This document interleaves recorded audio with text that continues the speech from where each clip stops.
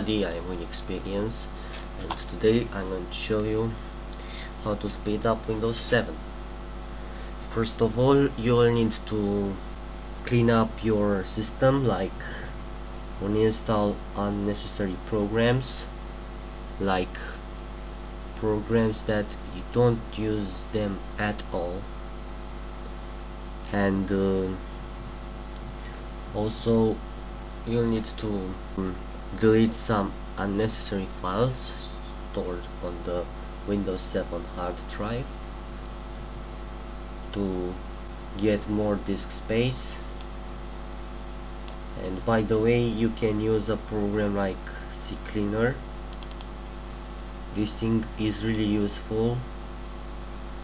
You can use it to clean up your system, your registry, and this thing has a built-in uninstaller, so you can remove the post uninstallation things, the junk files. So I will recommend to use this thing. And then you will need to right click on the computer or my computer, and then to click properties, and then to click on the advanced system settings option, and then to go to the advanced tab, and then to go to settings on the performance thing, and you will get this. And by the way, I recommend to use the option called adjust for best performance. See, and if you will, you can enable the visual styles thing if you don't, sorry, if you want to use the Windows 7 style, because if you use this thing, you won't use that Windows 7 style, you will get a classic style. And I would recommend to use the use visual styles on Windows and buttons.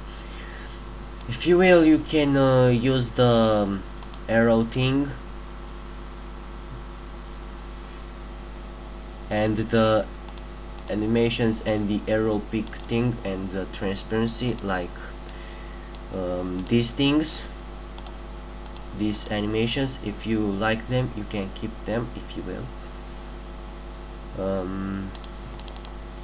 And you can also use the arrow peak, if you will.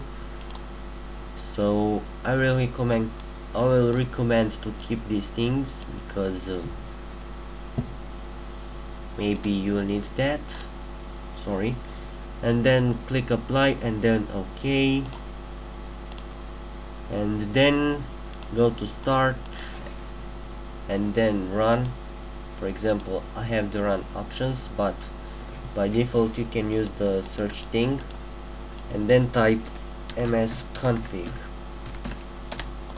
Maybe this is the same, sorry, well, this is the same thing if you're using the msconfig thing, sorry, config thing with the search thing. And then, sorry, you will get this thing. I already did that, so you need to uncheck all the unnecessary Windows services except the drivers, because if you don't have the drivers, if you don't use the drivers, it won't work. For example, the sound card drivers, you need to keep them, because if you don't use that drivers, you won't get the sound thing. And then disable all the unnecessary services, and then go to the startup tab and disable all the unnecessary startup items except the sound card drivers, in general the drivers. So yeah, and then you will need to click apply and then OK. So yeah, you will get click apply and then OK, and you'll get a message box telling you to restart your computer.